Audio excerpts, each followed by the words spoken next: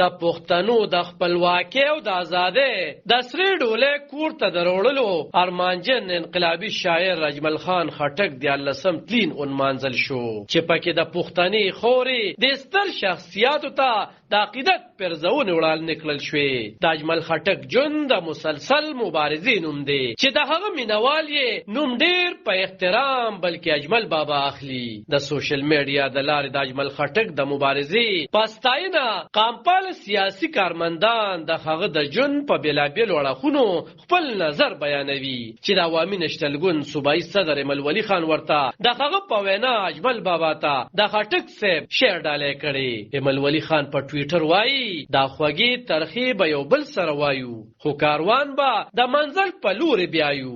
ناکامۍ ته چې مسوک په انتظار دی په دې دنګو غرو ختل به ورته ښایو. اجمل بابا به تل تر تله زموږ په زړونو او ذهنونو کې وي. د اجمل صاحب شان خلک کله خوم نمري الله دې هغه جهان ښایسته کړي. ارواښه د اجمل خټک په خپل یو شعر کې وایي چې د یاردوم یې څوک اهلي ورپسې ځي په اجمل کې دا مرض د لیونو دی. او بیا بل ځای وایي نن ټول خلک د هغې محبوبه سندرې وایي خټک چې به د ځان سره جړه کله کله.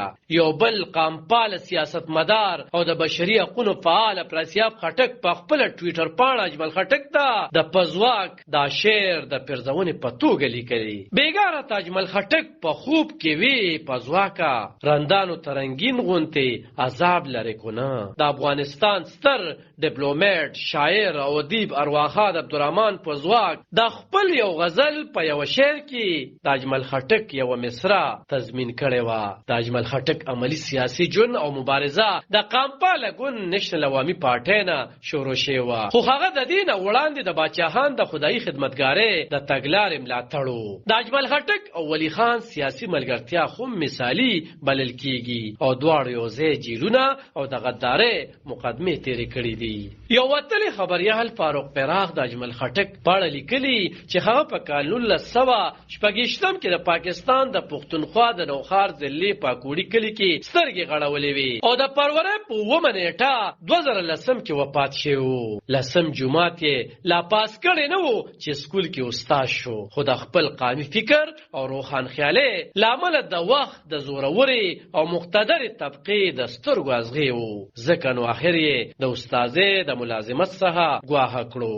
د نوکرۍ څخه له ګواښه کېدو وروسته ونیول شو. کور یې تاله شو او د کتابونو لایبرري یې پولیسو د ځان سره یوړله. د ستر پښتون خان عبدالغفار خان لخوا چې د پښتون ولس د حقونو دپاره د خدایي خدمتګار په نوم کوم تاریخي تحریک چلیدلی دی ښاغلی اجمل خټک د دغه تحریک یو مهم غړی و او د باچا خان د نږدې ملګرو څخه شمیرل کېدو. هغه د خپل ژوند زیاته برخه د زندانونو دننه تېره کړې وه. د قیدوبند په مهال یې ډېر زیات تکلیفونه خو هم زغملي وو خو د قیدوبند دغه دور ورته یوه ګټه دا ورسوله چې د جیل د تنبو شاته نه یوازې کچه زړه پورې انقلابي شاعري تخلیق کړه بلکې کله چې د جیل څخه را بهر شو نو د جیل متعلق یې د خپلو یاداښتونو یو زهیم کتاب د زه پاگل هم ولیکلو چې پښتنو ټولنې افغانستان چاپ کړو او پښتنو ډېر زیات خوښ کړو. ارواښه د اجمل خټک ته په اپریل 1948 کې سمندر خان سمندر په خوله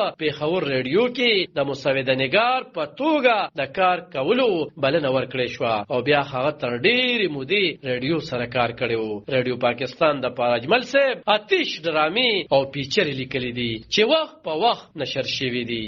علب خان شیرپو دلبر نیوز 400 د پښتنو